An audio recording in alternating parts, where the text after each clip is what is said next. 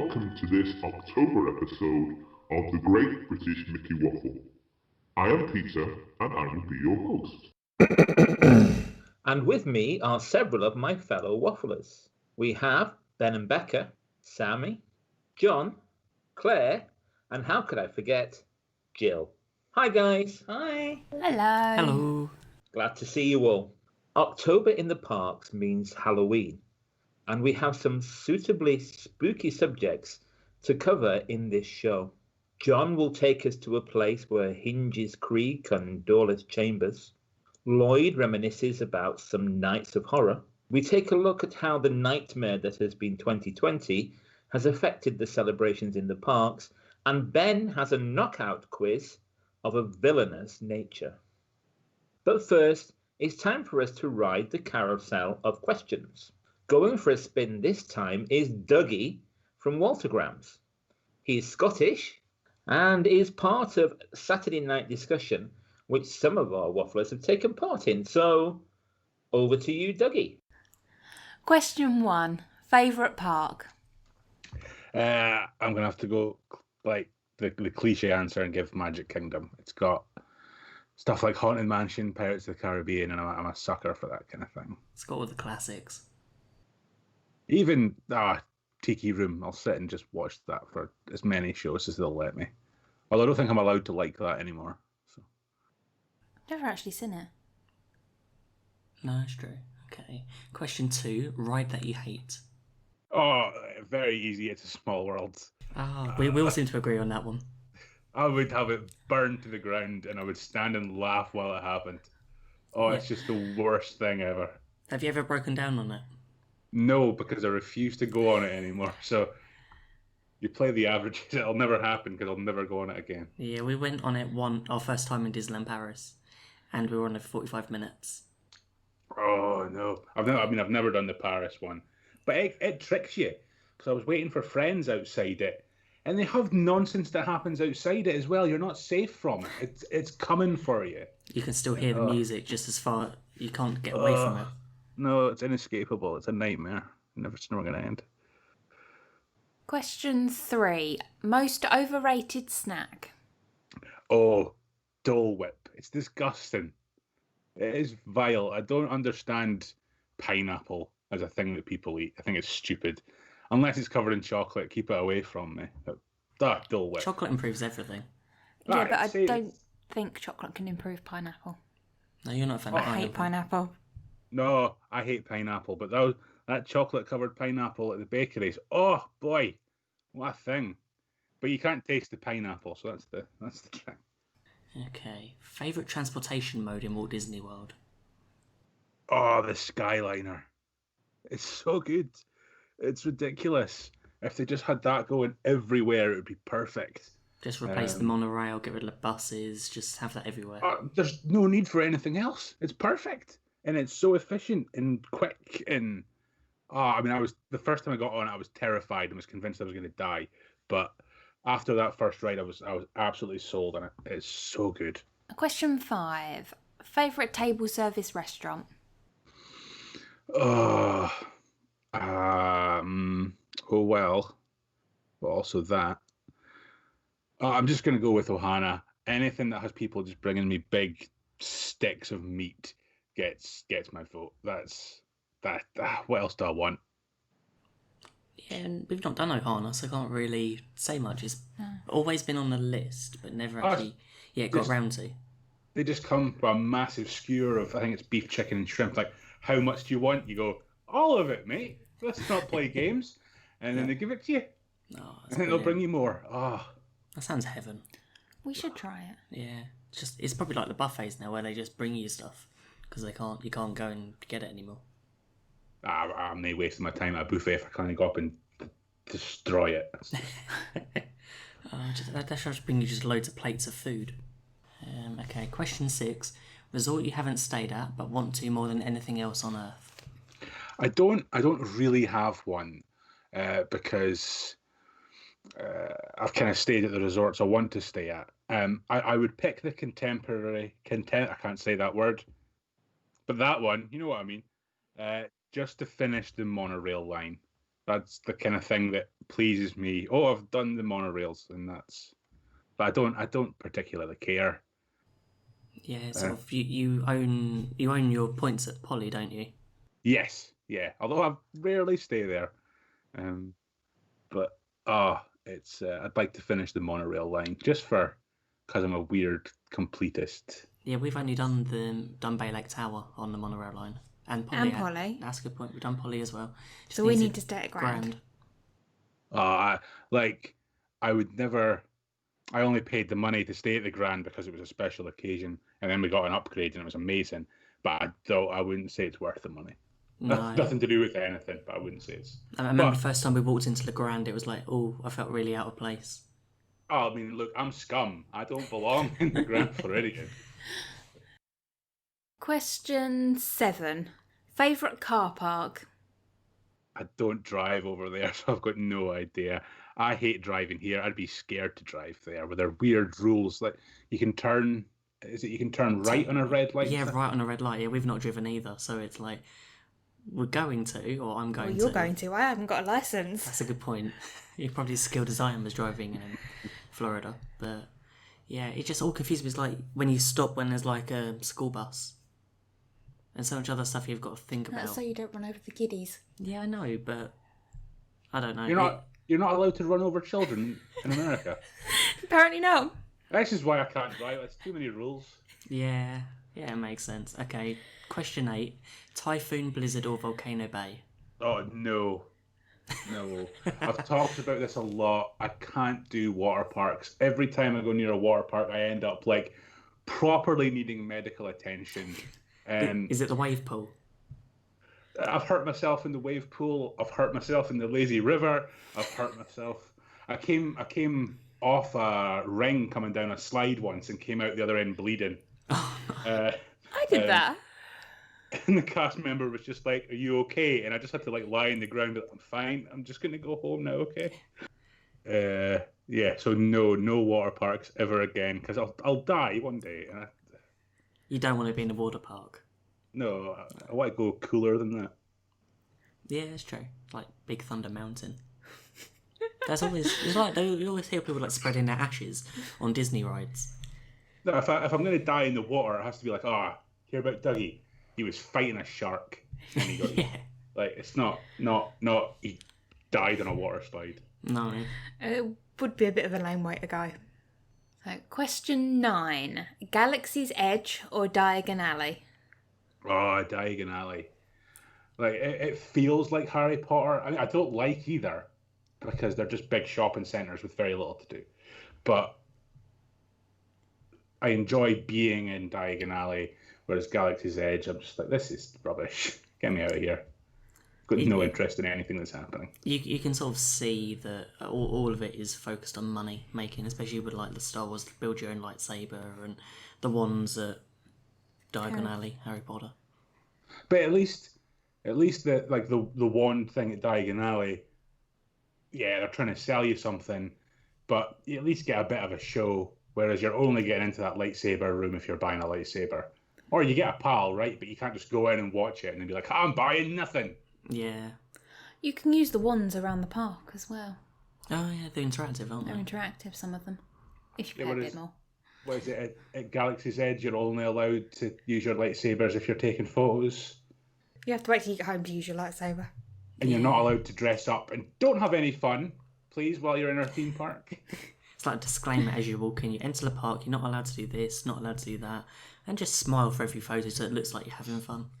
Stop enjoying yourself at Disney World. What are you doing? Okay, question 10. Early morning or late night park visit? Late night. Late night's prettier. And I'm not a morning person. So, but I don't particularly love sticking around for fireworks and stuff. I'll go and ride Big Thunder. Then you get to ride Big Thunder when fireworks are happening, and it's awesome. Keep me there at night. It's so good. We've done that a few times, actually. Yeah, it's always good to do. It's by the time you sort of look, if I go and get a spot for the fireworks, or there's only a 10-minute queue for Big Thunder, I know where I'm going to go. Yeah, 100% every time. Especially when the crowds are in the hub as well at the fireworks. Just coming down the final drop at Splash Mountain when fireworks are happening as well is awesome. Like, it's just, yeah, night, always night. I have to try that. We've one done time. it once at night, but it wasn't on the fireworks. It was No. at We'll a have to time it Christmas better party next time. or one of the parties. In the Christmas, probably. Yeah. Question 11. Keep the magic or backstage detail?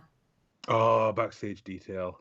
I've only done the 2 tours. I've done Marshland to Magic Kingdom and Keith to the Kingdom, but they were awesome. Like, you go behind the scenes at Haunted Mansion and behind Splash Mountain and stuff, and I was just so happy. I'm very rarely happy, and that was one of the times. It's so good.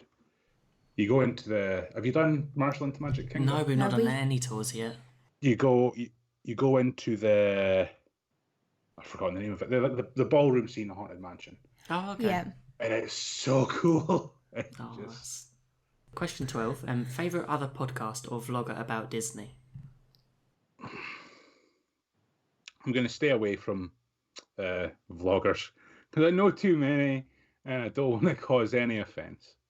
And I'm going to stay away from theme park podcasts because I know too many people and I don't want to cause any offense. But there's a fantastic Disney movie podcast, and it's very popular, called Disorder, where they're going through every Disney animated classic in order. I think they've just done Frozen, and it's fantastic. And I think they've all worked for Disney in some way or another. And it's a great podcast, and if people aren't listening to it, they should listen to that. Okay, add that to our list. I'll pop that on the list. It's so good, and they go on for hours and hours and hours, like 4 or 5 hours long of just. So that's what I'm going to say, yeah. So as to cause nobody any offense. I think that's the thing. It's so easy to like, there's one, but you always miss everyone else out, and it's especially when you start knowing people. So, question 13. On-site or off-site? I've never stayed off-site. I don't think I would consider it. Largely because I'm lazy and I don't want the extra effort of having to get to theme parks. I just want them to take me there. That's why I want Skyliners everywhere as well. Then you'd have to deal with people on the bus or wait for the queue. You just get on and. I'm on board with anything where I don't have to deal with people or wait a long time for anything. But no, I've never done off-site. I've done the 3 tiers on-site, and I'd rather do any of them than I'd rather stay in a value than stay at a fancy off-site hotel. Yeah, we've stayed at a few values, and we've done 2 off-sites, and it just makes so much difference when you're back on site. It's time, right? My mate always stays. I'm just rambling now. My mate always stays off-site, and they're like, "Oh, we had to leave at this time, and we couldn't stay for this thing." And it's like, "What are you doing? Well, waste of time. Stop it. You're upsetting me, and you've made me angry." Yeah, our first time we went was off-site, and we had like shuttle times to get back to the hotel, and it's like we never saw the fireworks. There was just no time. We're never there for opening. Yeah, we was like 2 hours after opening and like 2 hours before closing. Yeah, I mean, so you're probably saving a substantial bit of money, but you're missing out on a lot of potential time. So I don't have any money, and I waste all the money that I get, and I'd rather waste it doing that. That's... Okay, we've got a bonus question, and you've got a choice of 2. So, The Festival of the Lion King or Finding Nemo the Musical? Oh, why? I mean... You're a nice neutral party. Yeah. My pure hatred for Animal Kingdom. Yes. This has been a long-running discussion. Yeah. There's 8 of us on the podcast, and 4 of us went for Finding Nemo, and 4 of us go for Lion King. Right. I mean, okay, I'm going to say Finding Nemo because I also really don't like the Lion King. I have a strong hatred of the Lion King for reasons that are all over the internet about just being stolen from Japan, and so it's probably Lion King's probably a better show, but I have to say Nemo.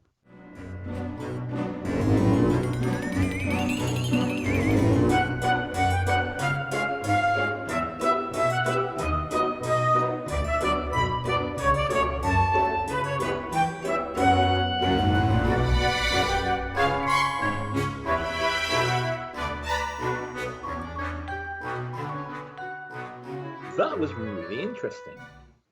I wonder if the Carousel of Questions could be perceived as scary. It certainly was when I did it. One of my favourite rides is the Haunted Mansion, but not all versions are the same. In fact, some are very different. And here's John to tell us more. Thanks, Peter.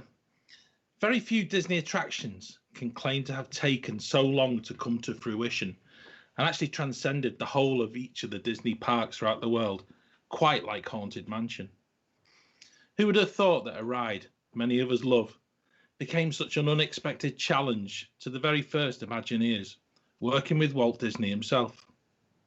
It becomes a who's who of legendary Disney Imagineers, from the very first drawings by Harper Goff before Disneyland opened, to Ken Anderson, who was then asked to create a story for the ride in Disneyland just 2 years after it opened in 1957. Walt rejected the original plans outright, complaining that a dilapidated building in his brand new theme park would be unsightly. And indeed, the whole storyline caused debate about how it would be interpreted by guests.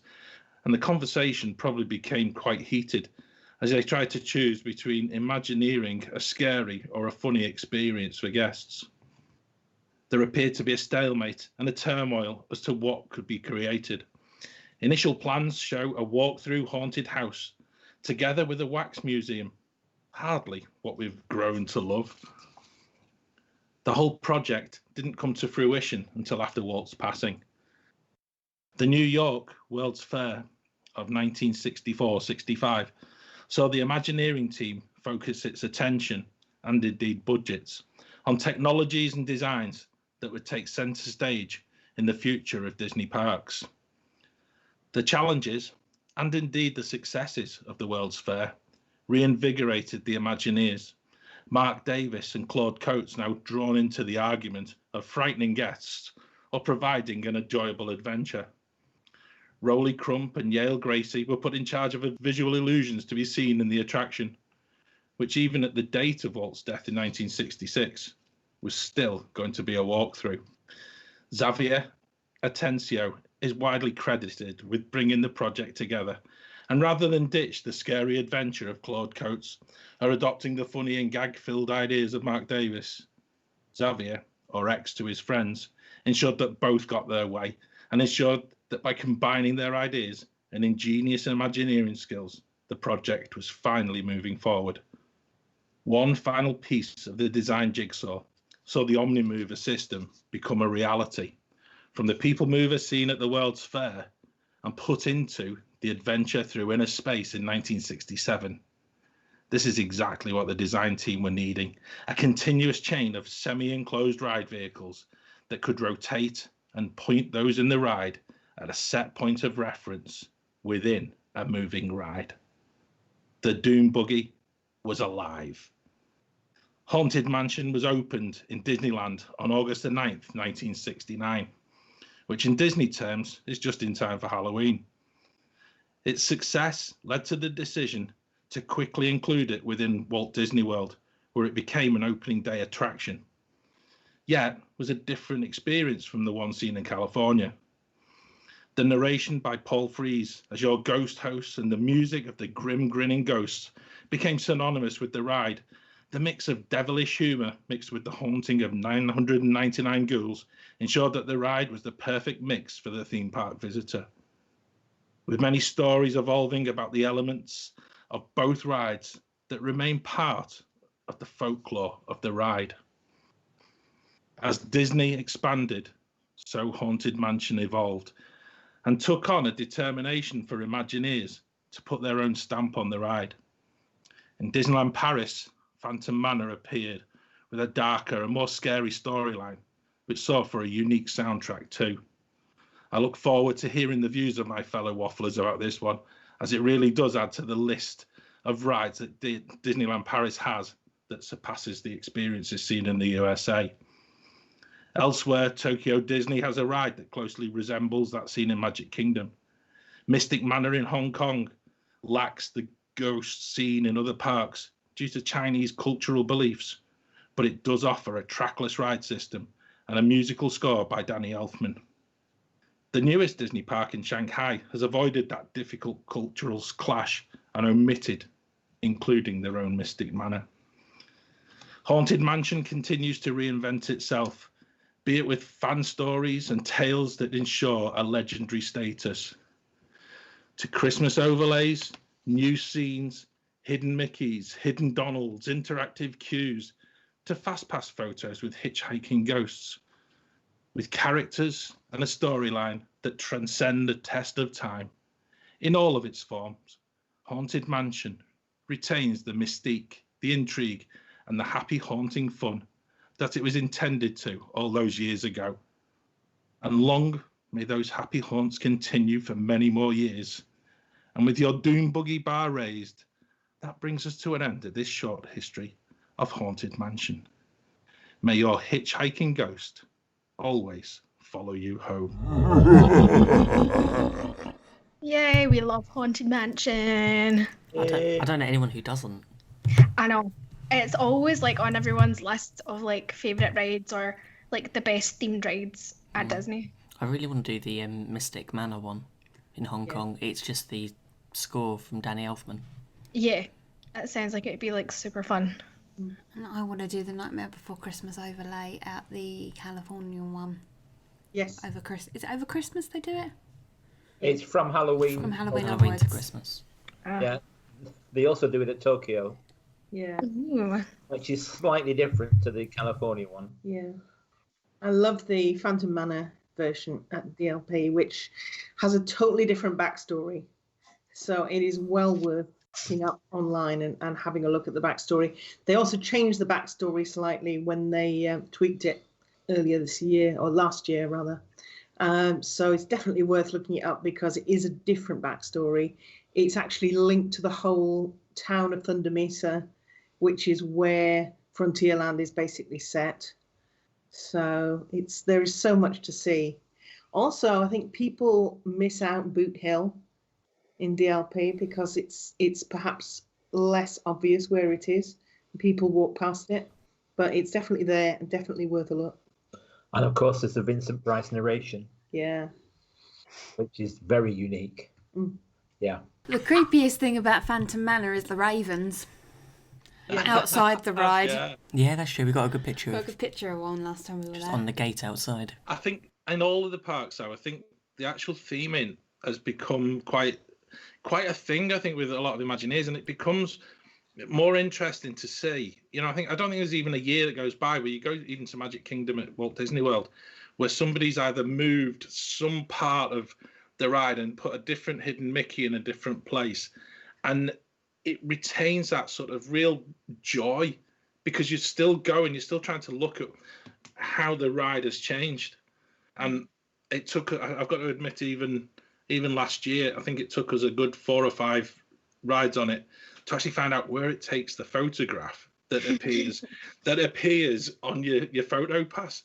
Because it seems really obvious. It should be right at the end, and it isn't. It's right near the beginning. just a little bit of a heads up for some of our listeners. Still can't quite work out which direction they take it from either. No, we've got sort of Whether both it's of us left or looking in right. different directions. It's It's weird, really isn't it? photo. It really is. Yeah, you do get some rather funny photographs to begin with. Yeah. What I love as well is that the different versions have got such different buildings. Yeah. 'Cause most rides that you get across the different parks, they don't look that different. Things like It's a Small World, Yeah. roughly the same wherever you go, and things like the Carousel, Teacups or whatever, you can kind of tell what they are. Whereas Haunted Mansion, Phantom Manor, Mystic Manor, they've all got such different buildings. And I wonder why does that actually I think that adds to any Disney fans' enjoyment of it as well, though, doesn't it? Because it's not just a dropped-in ride that's sort of straight out the box. Yeah. So it worked there, so we'll just do it exactly the same. It's been shown so much love in every single park that it appears in. The Disneyland one is like a New Orleans. Yeah. Mansion. Yeah. And are they the only one? Is that the only one with the Hatbox Ghost? Yes, I think so. Yeah. Yeah. I know that part of the reasoning for DLP's Phantom Manor looking like it is because they changed the idea of it wanting to look like a normal house from the outside. They decided, no, let's go for the full-on Scooby-Doo spooky thing. And it is. I mean, you look at that house on the hill and you think, yep, Scooby-Doo. There's actually a book that, and obviously trying to research some of the information for this piece. There's actually a book, and I still would love somebody to actually come and say, well, that definitely was the case. But they were saying that some of the initial plans was for Walt to actually have the voice over as you went through the haunted house itself, and that came on a vlog that I was watching last weekend, and I still have doubts as to whether that could actually have happened. You know, it's just one of them pieces. Does that add to just the folklore of the actual ride? And again, there's so many different stories. There's stories of cleaners in the actual, when it was being built, the cleaners refused to actually enter into the original building because they were so spooked by it. And I think it's lovely, because I think that was the way that the whole place was intended as. It's not your average sort of ghost ride. It is something that's got a bit of fun to it, and it's got an underlying element to it, which if you let yourself do, it could actually spook the life out of you in some ways as well. So which is everyone's favourite scene in the Haunted Mansion or Phantom Manor? Because I think the ballroom scene is it's well known. But I actually quite like the saloon scene in Phantom Manor. Yes. Yeah, Yes, that's out true. of the town. Yes. Does anyone like Madame Leota best? As long as someone's not taking a photo with a flash, it's all Yeah. fine. Or saying it loudly over the top of the voice. Yeah. I don't like getting stuck there. I have to say, I'll be honest. I don't enjoy if it comes to a momentary stop at that point. That's not my favourite bit. Why? I don't know. I think my favourite bit is when the projected faces on the statues and they're all singing. Yeah. I love that bit. That's Yeah, my it's good. favourite. It's good. See, Madame Leota was my favourite character in the film, Yeah. Yeah. but I think my favourite scene is probably the graveyard. I think it's only in DLP that they do it properly, but I might be wrong. But the Phantom playing the piano in Phantom Manor, you have a shadow that is playing the correct. Yeah. It's an organ, isn't it? Yeah. Yeah. Yeah. Yeah. Yeah, No. it's good. Not Did piano. they not have that in Walt Disney World? I'm sure I've seen it. Like they're So there's a harpsichord that plays itself in That's it. the world. Yeah. Yeah, but now there's a shadow over it, and the shadow's hands follow. Oh, sorry, I thought you meant in the ballroom scene. No. Earlier on. But then also, I'm just going to throw a honourable mention in for the stretching room, Yeah. which might just steal the show every time, especially the new pictures at DLP. Yeah. It depends. It really depends whether you've got someone next to you saying the whole spiel. And I'm looking Why at are you you. looking at me? I don't say it out loud. you just like Or you were whether the singing. stretching room's stretching at the moment. Yeah. The first time we went after it had reopened, we had a bunch of very annoying kind of teens and 20s who were basically talking really loudly and shouting at each other and so on, all the way through the spiel. And we were trying to shh, and they were just going shh, and just making a big deal of it. So we couldn't hear poor old Vincent Price at all. It was really annoying. I had to kick them just like in the dark. dark. It's dark, no one's in the know. Yeah. Just give Couple them of sharp kick to elbows. the ankle. Yeah. Talking of the stretching room, it is operational in DLP where it isn't in Walt Disney World. Yeah. In Walt Disney Yes. World, it's just open. You walk straight through, so you don't have it. That's because it's on the same level, so you can just walk through. Yeah. That's all I'm going to say. Hidden Spoilers. secrets. Yeah. Whereas at DLP, you can't. Yeah. But you are socially distanced. There are marks on the carpet. Yeah. There are little numbered boxes. I think there's 6 or 8.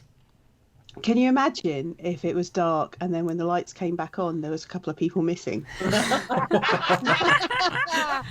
Oh, someone's got to do that as a prank one day. That'd be brilliant. Great. Do you think the CMs would do that one day? Just like I Yeah, don't they know. should plant. They should plant someone. And does everyone know the sneaky trick in the stretching room? Go Yeah, like where the door is. Yeah. Yeah. So the door is always underneath the girl with a parasol. Yeah. So if there's a bit of a queue, make sure you station yourself near there before as you go into the stretching room, and then when the doors open, you'll be first in the queue. Yep. There's a little box on the wall at Walt. There is. And it's got a tiny little red light on it. If you're right next to there, you're right next to the light. And it's also, I know we've asked quite a few of our guests recently about, I think we've mentioned about sort of tours and who's been on different tours and so on.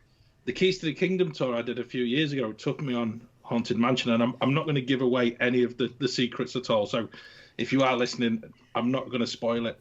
But actually, it was fascinating, and actually to go into the degree of detail that's within there is well worth doing Keys to the Kingdom in itself, just to get on the ride and actually have it, that detail explained to you, even from the graveyard outside with the little nod to Mr. Toad's Wild Ride as well. Yeah, I've got such a bad memory, so I don't remember half of the stuff I was told on that tour. And it makes me so sad because, I'll just need to do it again, I guess. Yeah. Perhaps maybe want to ride them all over and over and over again. I'm sure everybody else is the same. Anyway, over at Universal, the usual Halloween Horror Nights event has been cancelled. Well, here at the Waffle, we thought it might be nice to console fans with a look at Horror Nights past. Lloyd is here to guide us down memory lane. So myself and Sammy had the chance to experience Halloween Horror Nights 2019 together one evening last September, and we featured our Waffle recorded at Universal on the podcast last year. And you can also see the video on Sammy's YouTube channel, which is Smiling Sammy on YouTube. And the video was Orlando 2019, the road to Halloween Horror Nights 2019, day 3. But what we didn't share last year was the night when I went on my own and what I chose to do. So the Halloween Horror Night ticket cost me £70. I bought it in advance of the holiday and I collected it from the Universal booth in Cabana Bay. The offer when I bought it featured a free evening, so I really got 2 nights at Halloween Horror Nights for £35 each. Now, one of those nights I had the Halloween Horror Nights experience, and I visited all the houses and scare zones with Sammy. But I went on my own another evening to see what I could experience of standard Universal Studios attractions for basically £35. As if I paid for a standard day ticket, it would cost me significantly more. Here's what I managed to do after gaining entry at about 6 o'clock in the evening, and I didn't even stay all night. Disclaimer for when you're listening to this though, I did eventually grab a beer, and that distracted me from recording anything between Gringotts and the end of the evening. Dope! So Ghostbusters Way, 35 minutes, walk round the house in about 5 minutes. Now I'm away to Transformers, which is a 5-minute wait. And after that, I'm going to have a well-deserved beer. So now I'm on Transformers, it says 5-minute wait time. I'm walking right to the cars, I think, so this will be on and off. Right, so time is 10 to 7, on and straight off Transformers. I think I'm going to ride the Mummy, because it's a 5-minute wait, and then get a beer. So it's now 3 minutes past 7, off the Mummy, heading over to Fast and Furious for a 5-minute wait. Well, to do that, I've got to head through Zombieland Double Tap. So you may hear me scream. There's a guy with the chainsaw, there's a guy with the 7 leg. Oh, Jesus. Someone was walking alongside me then, and it was only when I finally looked at them I realised they were a zombie. So Fast and Furious down, it's 20 past 7, that was a straight walk on as well. Heading to Gringotts, and they've just opened Rip Ride Rocket, so I'll have to head back there after here. And then end with Men in Black. So it's 8:17, I've done Men in Black and just done Single Rider Rip Ride Rocket. And that's it, done. 2 hours 15. We did Ghostbusters House, Transformers, The Mummy, Fast and Furious, Gringotts, Men in Black and Rip Ride Rocket. Job's a good one.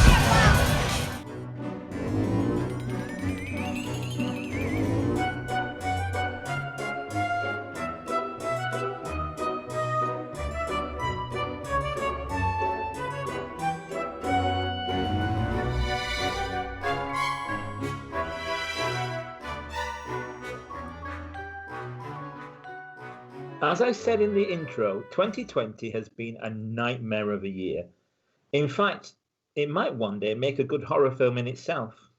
Due to COVID, the Halloween celebrations in the parks have been curtailed. Let's take a look at how things are this year. Over to you guys. Well, I've seen some of the stuff that's happening in Tokyo.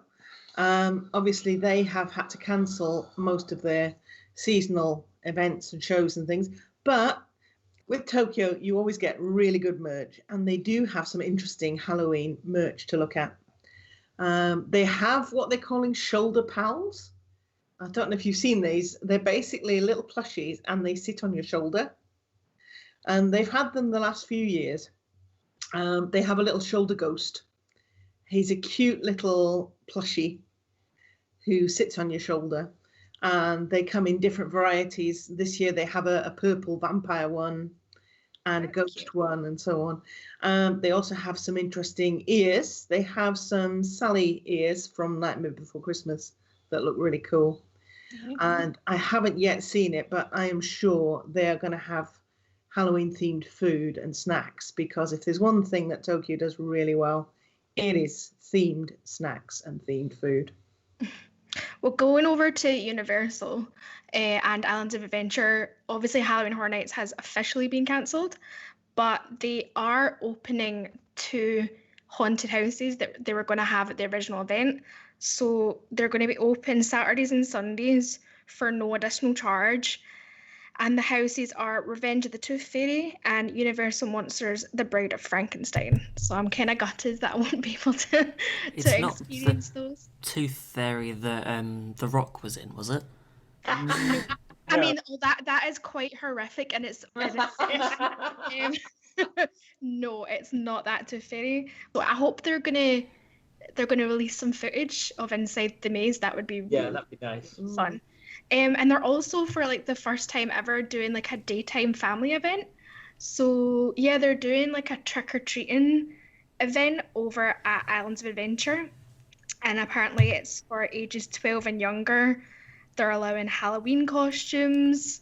So I'm imagining they'll have like little trick-or-treat stations, I'm guessing. I mean, I don't have a lot of information about it. It's still quite quiet, but it's a shame it's just for 12 and under, because I'd be up for that more than the scariness. It's like I'd like talking of like dressing up. You can in Magic Kingdom, because they've taken away I think from the 15th of September, start of their Halloween, that you can dress up like you normally would if you were going to Mickey's Not So Scary Halloween party.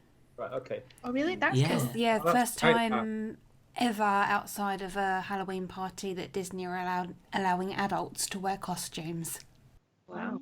Is it only? Did you say it was only select days, or is it every day? Every day through the Halloween period. It seems like quite a lot of what Disney have done is kind of picked up some of the stuff they would have exclusively for the Halloween party and is allowing everyone to see it. So they're dressing up during the day for the adults. The cavalcades, they've got special Halloween themed ones that look like they're the same parade floats that you would get in the Booty parade. Yeah. A lot of the food limited edition food options are ones that would normally only be found at the Halloween party as well, like the bride's cake and so the donut holes. The donut holes with the Grim Grinning Ghost novelty tombstone holder thing, which is $17. Wow. I think I might skip that one. Yeah, but if you go, I have to say, some of the other food in Pecco's Bills, I mean, I've been looking at the food options because they keep pinging up on social media, and there's Pecco's Bills are doing a Hades nachos, which look amazing, which they look fantastic, and I expect they probably taste pretty good, which are black bean tortilla chips, and it has hot spicy buffalo chicken with sort of normal nacho toppings, so sour cream, salsa, guacamole, cheese. They look fantastic, and they look so great with the real black chips and bright yellow and orange all over them. I love the look of the Haunted Mansion cake with the axe sticking in it. It's just a really cool little detail.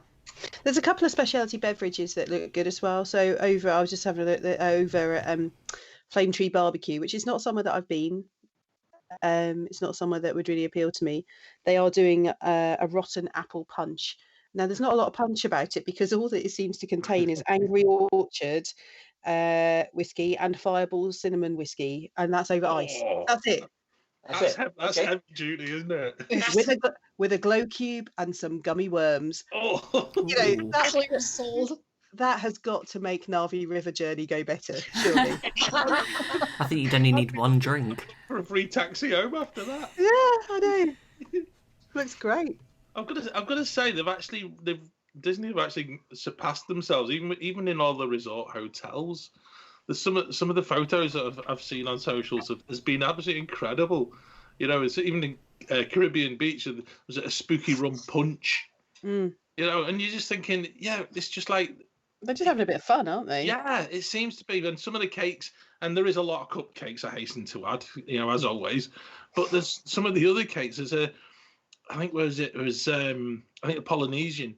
We're doing a Mike Wachowski dome cake, which is just like a dome with a one eye on it.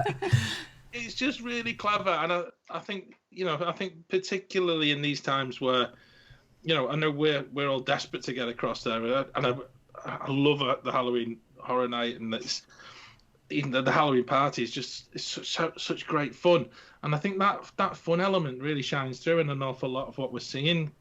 Just being fed across the Atlantic to us, just as a little taster and just a little reminder that they still are trying to share that fun and that enjoyment as well. I think it's a really great time for Disney and Universal to use this time that they have lower crowds. They can test lots of different things, because I didn't think Halloween Horror Nights could do something during the day, something more family friendly. On a normal year, they wouldn't be able to do this.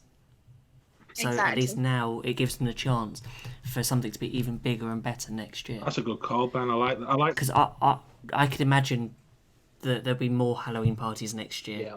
I could imagine, or if they might even do less, but cost more. April through to October. It'll be all year round. It'll Christmas. I prefer Christmas. It'll be Monday. July, it'll be all Halloween in March. Monday, Wednesday, Friday will be like Halloween. Tuesday, Thursday, Saturday, and I'll have Sunday off. Yeah. That'll work. I'm going to type up a quick letter to Bob. Which one? Yeah. Dear Mr. JPEG, I think I've got a good idea to maximise your income. I'm sure he's got lots. I think there's lots of merch as well that is out and about, and people are buying up in droves. There's I've seen some people, the Hocus Pocus spirit jerseys are back out this year, which look amazing, and I wish I could get one, but I can't. Some of them are also on Shop Disney UK. Really? Yeah, I saw some post on Facebook Claire the other day. Yeah. My hands are already tapping away. Yeah. So, yeah, I think that's another thing that Disney will... I'd love Disney to change is how they do their merch for Shop Disney UK, but that's another story for another day. That's a whole other full segment discussion. That's a whole... Yeah. There's also autumn-themed stuff to look out for as well, or fall-themed if you're in the US. Pumpkin spice has taken over. Everything, yeah. What was that pumpkin spice drink that I saw? Yes. Oh, pumpkin spice. Hang on. Is that one in Epcot? Yeah, I'm just finding it. Mactini. Yeah, and I know pumpkin spice divides everybody. Yeah. It's some love it, some hate it. So it's a pumpkin spice ice cream Mactini. I can only assume it's got alcohol in it because it's in one of those special glasses that I like. So I think mac means macaron rather than mac and cheese, hopefully. Yeah, I hope so. I did wonder. It's in McDonald's? France. No. Okay. McNuggets? Did someone say nuggets? A nugget. I'm guessing you could grab one of those and go and sit somewhere and sing along with Belle or something, maybe. What does everyone think of pumpkin spice? I think it's a bit like Marmite, isn't it? You either love it or hate it. I love it. I've only tried it once, and that was when we went to Ghirardelli, and they gave us the chocolate. Oh no, I wouldn't do pumpkin And spice it was chocolate. horrible, and that's put me off it. Oh, There's no actual pumpkin in it. It's just like mulling spices, isn't it? It's just what you use to make mulled wine. I'm not like a fan of like the spicy stuff. Like I don't like cinnamon or anything like that, so I don't really think I would like pumpkin spice. I've had pumpkin and butternut squash soup, and that was quite nice. yeah, it's really good. I think it offers a quite a sweet flavour. Pumpkin spice lattes and coffees are great. I like them hot, not cold though. I couldn't have a cold. No. Yeah. Oh, I hate cold coffee. Yes. I like cold coffee, just not pumpkin spice cold coffee. And I think it is a bit like Marmite. People love it or hate it. I know I've got a friend who absolutely loathes it. And when we've been anywhere near pumpkin spice, she sort of coughs and moans. Not naming any names. I prefer the Costa bonfire spice one. Other coffees are available from other ranges. Saying that we'll be going to Starbucks at some point when the pumpkin spice is available. We will. Yeah. I just want to try it. Okay. That's your tail back, Harry. Yeah, it's down the road. We're going and that's it. It's not in Ashford. We were in there yesterday. Yeah. That's Ashford. We've now got mobile order. Okay. Yeah. So I just can order it dangerous. from my app and It's walk in and collect. yeah. Yeah. It's not quite the same as mobile order in Disney, but it feels a bit like it. It feels nice, yeah, just a Well, little it bit would be closer to home. fine if the woman in there had actually checked her orders and had Exactly. started making it No, before no, we no. got It there. felt like being in Disney. Hollywood Studios Trolley Car Cafe. Yeah. The Order only it. Starbucks we've ever been in, and we never get what we've ordered. So order it and then wait for 45 minutes and Yep. collect somebody else's drinks. Yep. It's an authentic experience. Yeah. Yeah. I'm still thinking, can we not do a mobile order for that spooky apple punch from the Flame Tree Barbecue that Claire mentioned? Probably. You know Flame what? Tree Barbecue is on mobile Yeah, order. let's get it Same. shipped. I know this I isn't on need mobile order, drinking that. but there is something I have seen. Has anyone been to Amaret's Patisserie? Yes. Yeah. No. They've got a pumpkin mousse, which looks Ah. amazing.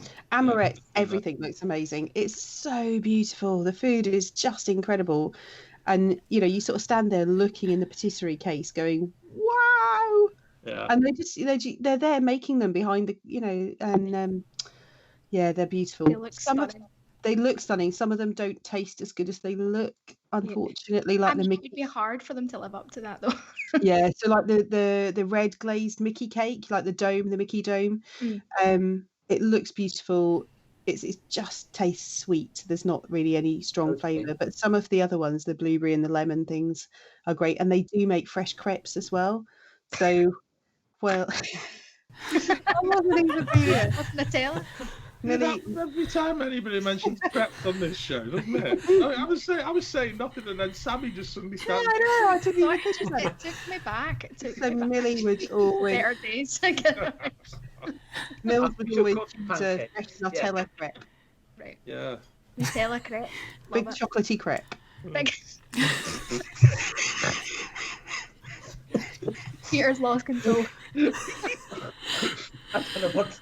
I can't Oh think. my God. So no, everything from that episode about crepes was, well, the thing is, none of it's open in France Yeah. No. Yeah, they still because the haven't new opened that creperie hadn't creperie, have opened. they? No, There's a creperie opened at Universal, of course. So that looks really nice. it does, yeah. My absolute 100% weirdest theme park Halloween thing this year comes from Universal. It is a plushie of Chucky. Yeah. Not the good guy, Chucky with all his scars. It is Universal, like Halloween, Halloween Horror Nights. It sort of suits it. I'm just glad it wasn't Disney selling it. Yeah. Oh well, yeah, it's never going to be Disney. Disney's never going to sell something like that. They get sued from like a offended family or something. The thing is, it looks really cute. Oh, It's Chucky and it looks really cute. So cute Chucky. what can I say? Can't explain it. They need to do like a Halloween version of Duffy, just like scars down the face. Could you imagine that? Frankenstein Duffy. Frank That and would Duff. be amazing. Frank and Duff. Love it. Frank and Duff. John, have you sent that letter to Bob yet? No, as I keep We've got some typing it, bits you for are- you to add. Clear, don't steal Frank and Duff. That was all me. You can just add it as a little PS. Or Yeah. Duffstein. Oh no, we can't have. P.S. Sammy No. says. I'm not having Duffy back at Epcot ever. No, but Frank and Duffy would sell really well in Japan. Yeah. It was, yeah, it was. They buy it. They just buy it in the droves. Yeah. Or So just anything with Duffy is. Duffy the Vampire Slayer. That's good. That's good. I would literally buy that because I'm a big Buffy fan. I would have to buy it. Got Duffy with long blonde hair. Write it down, someone. We did meet Duffy in his Halloween outfit, and it's a pumpkin. Yeah. Yeah. He looks cute, but it's a pumpkin. Have you seen Winnie the Pooh's Halloween outfit at Magic Kingdom? Is it a bumblebee? I'm guessing. No. Oh, he's dressed as Tigger. Yeah. Oh. Yeah. It's orange and black stripes, striped top. It's so cute. Fantastic. And he was in a birthday party outfit. Yeah. Oh, that's cute. Cute. Yeah. Yes. Cool. And then he said he's in his birthday suit. He's normally in his birthday suit. He was always in his birthday suit. This is a family show. Right, well, thanks, guys. That was actually more interesting than I anticipated it being. There was some really good stuff there. Let's face it, we all love a villain. They're some of the best characters in the whole of Disney. Ben has a contest which features some of these scary people. And it will be knockout. Over to you, Ben.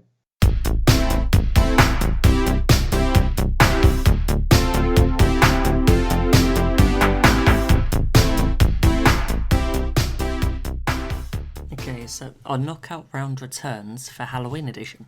Let's do this quick fire like we're supposed to, if we can. Disney villains. Round 1, the Evil Queen from Snow White, Stromboli from Pinocchio, Chernabog Fantasia, or Lady Tremaine from Cinderella. Well, Stromboli's a pizza oven. And a pizza. So, yeah, I'm not sure that he's particularly villainous. Are I you quite like joking? He kidnaps people and I don't. Clay, you've been on the ride in Paris, right? I hate the ride in Paris. That's not why I hate the ride in Paris, but I don't particularly like him. But He's he's villainous. a bit like the child catcher in Chitty Chitty Bang Bang, isn't he? I'm going to go Lady Tremaine. I think she's vile. She's not a good mum. She's not a good wife. She taunts, she teases, she's just out for it. She's a money grabbing gold digger, and I don't like her. She's also a great character in the park, but other than that, I'm going Lady Tremaine. Okay, Jill. Well, when I saw Fantasia, I was 4 years old, and I wasn't scared of Chernabog then. So I don't think I can put him as my scariest now. Stromboli, yeah, he's a bad guy, but I don't think he's the worst. Evil Queen is tempting, but am I being swayed by her Once Upon a Time version too much? I think I will also go for Lady Tremaine. Okay, Peter. I'm going to go for the Evil Queen because she's an evil queen. And she's dramatic. She's got good dress sense. Peter, I just have this view of funny girls in Blackpool, the way you're saying it. Yes. Sorry. That may have been slightly pictured, but there you go. No, but she's everything you want in a villain. She's got class. She knows how to make a drama. She's got some cooking skills. Poisonous. And she's a trier. She won't give up. So I'm going with the Evil Queen. Sammy. This is tough. It's between Lady Tremaine and the Evil Queen, obviously. Lady Tremaine basically tortures someone, and the Evil Queen tries to kill someone. So, yeah, it's tough. Oh, And this is only round 1. I know, I'm sorry. I'm going to go with the one that I like the most because they're both pretty evenly villainous to me. And I'm going to go with the Evil Queen Ooh. Ooh. So, John. Oh, I'm totally stuck, and for the sake of just being argumentative, I'm going to go with Schoenberg just because there was a floating spectro magic. and it's just another reason for me to whinge about the removal of spectro magic. You see, so Well, that's a brilliant choice. I didn't think we'd get any votes for Chernobog. yeah, but I just thought, yeah, it has to be said that And his theme tune's pretty good. Yeah, Night on Bear Mountain. Yeah. Yeah. Cool. Okay, Becca. The Evil Queen. Evil Queen.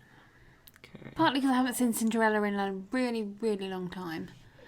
And partly because she tries to kill Snow White twice. She actually succeeds once. But the first time, she instructs someone to cut the poor girl's heart out. I know. And she's supposed to be like a 13-year-old girl as well, so Yeah. she instructs someone to cut out a 13-year-old girl's heart. Okay, so I think I've got the deciding vote here. Oh no. So, if, Sorry. or actually, if I vote for who I was going to put, Lady Tremaine, that puts it 3 to Lady Tremaine, 3 to Evil Queen. So I get the deciding vote, so it's going to be Lady Tremaine. You don't. Oh. I don't think you should get the design vote, but whatever. I have to say that the Evil Queen in Disney is a bit nicer than the Evil Queen in the original. Yeah. Yeah, She but not that kills much. Snow White with a poison comb in her hair, ties her girdle too tight, and then gives her a poison apple. So she's actually nicer in the Disney show. Okay, so on to round 2. Queen of Hearts, Alice in Wonderland, Captain Hook, Peter Pan, Maleficent, Sleeping Beauty, or Cruella de Vil, 101 Dalmatians. I'm going to go for... Who's going to go first? Becca. Maleficent. Maleficent. Okay. That's actually quite a hard choice, but yeah.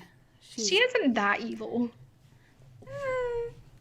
She is in the cartoon, in the animation. I don't know, man. I mean, Maleficent trying to kill loads of dogs. I mean, like, who wins? Do you know what I mean? Like, I get the feeling. I think Maleficent is just a little bit jealous and misunderstood. Yeah, I agree. She was left out. They deliberately left her out.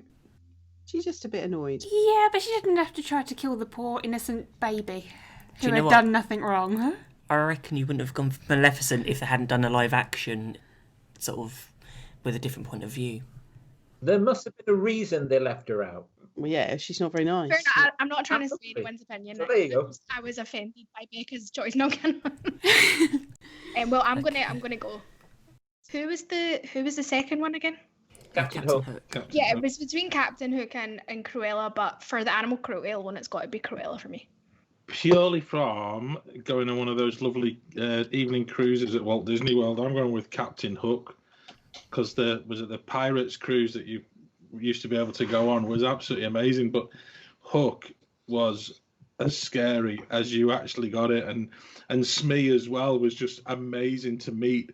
And one of those little moments where you've got 2 young children with you, and to be honest, yeah, it was rather scary for them. And actually, it was characters at their very best. So I'm going for Captain Hook. Jill.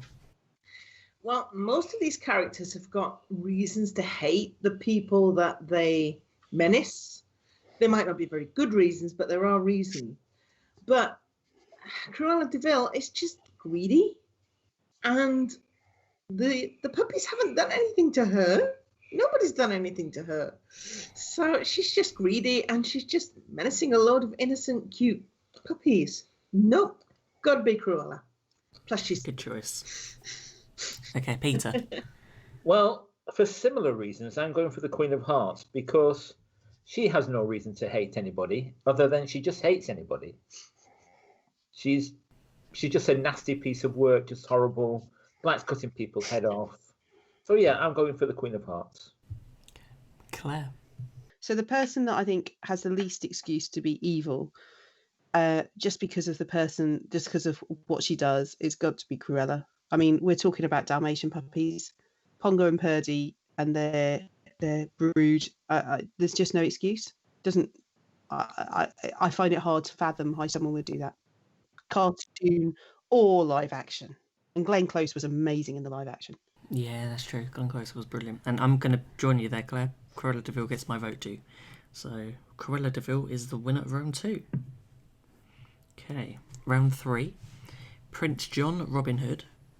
Scar, the Lion King. Amos Slade, Fox and the Hound. Or Ursula, the Little Mermaid. Ursula. Okay, so we have one vote for Ursula. I love her. I'm sorry. I love her. She's so sassy and and she has one of the best villain songs, and I love her. Okay.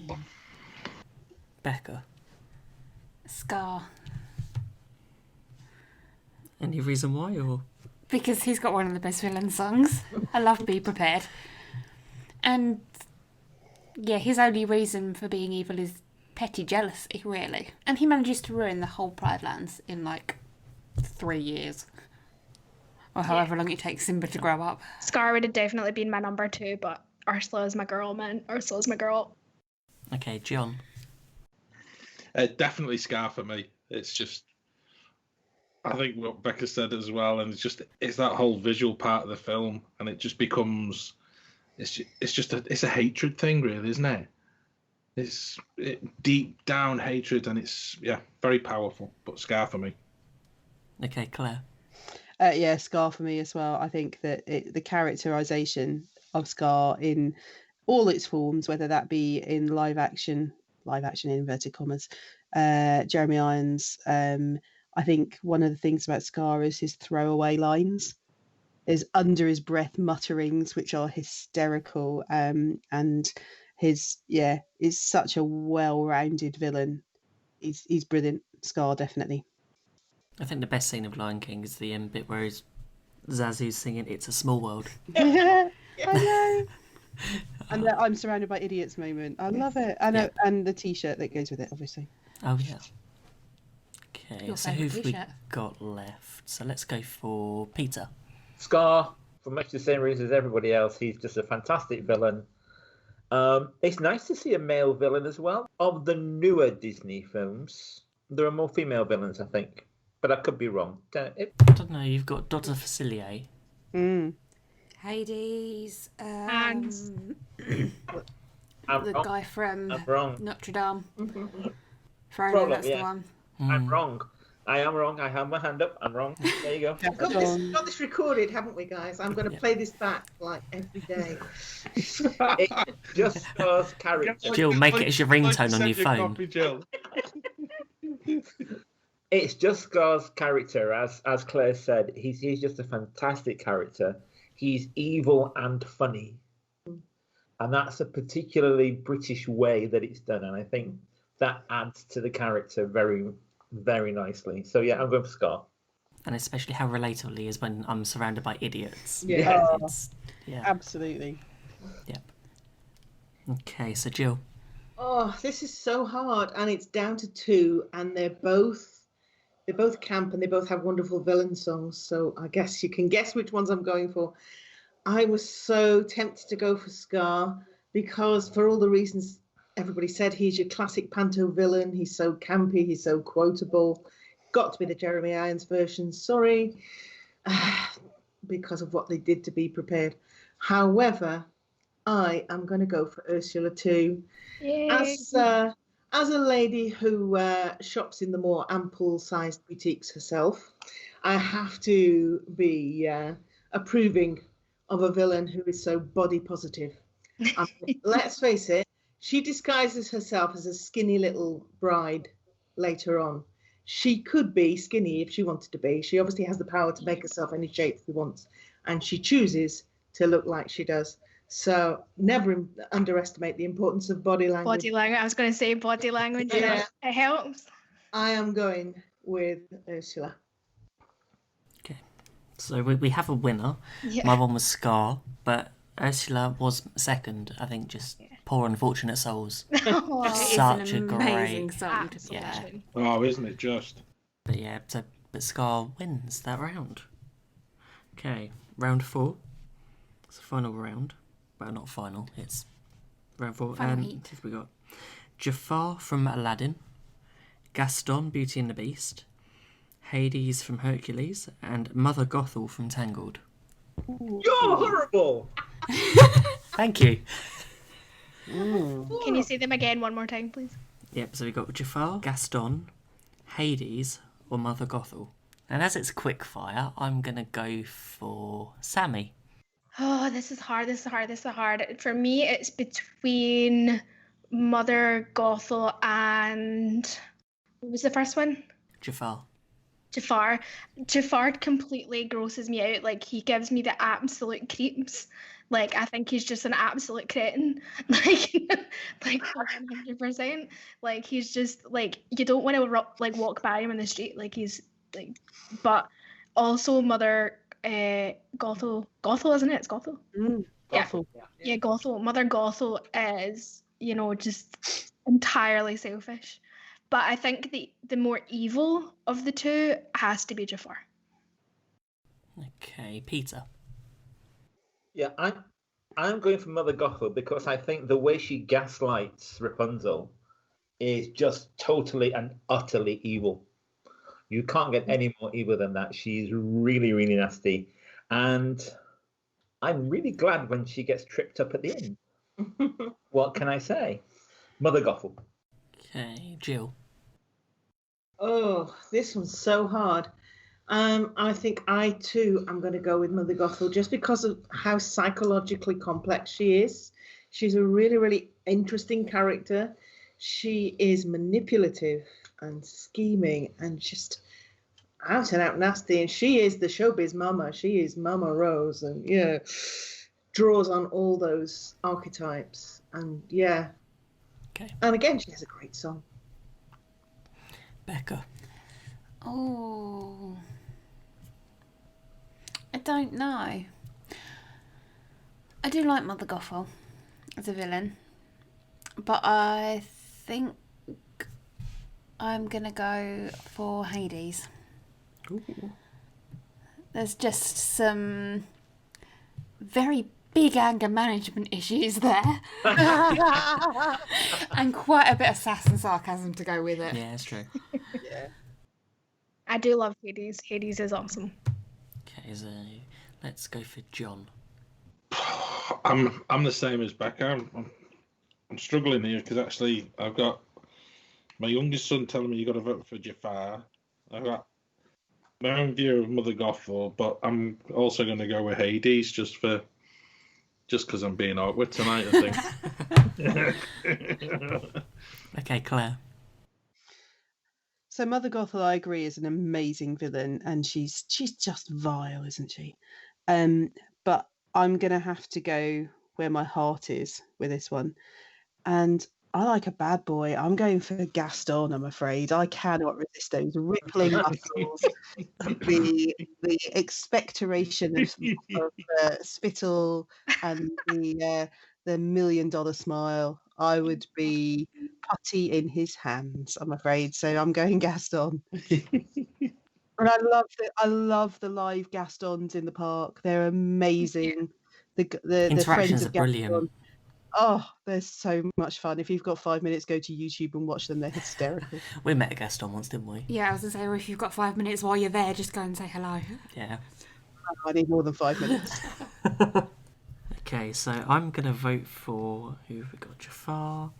Someone who's busy finding someone else's lamp. Gaston, Hades, or Mother Gothel. It's going to be Mother Gothel. I think she's just most... Out of all of them, I think she's the one who's just most villainous and just... Yeah. Going for, Mother Gothel wins that round, so... Okay. Our first semi-final, we have Lady Tremaine or Cruella de Vil. I'm going to go first, and I'm going to go Cruella de Vil. Okay, Becca. Cruella de Vil. Sammy. Cruella de Vil for me. Claire. Lady Tremaine. John. I'm going with Lady Tremaine as well. Okay, Peter. Lady Tremaine. And Jill. Cruella. Woo! One time that the host picking works in my favour. The one time. Second semi-final, we have Scar versus Mother Gothel. No. Now that's a fight you'd like to see, isn't it? That'd be amazing. I think Scar might win. Oh. Those claws and teeth against a frail old lady. To be honest, as long as she's got Rapunzel's frying pan, might come in useful. Indeed.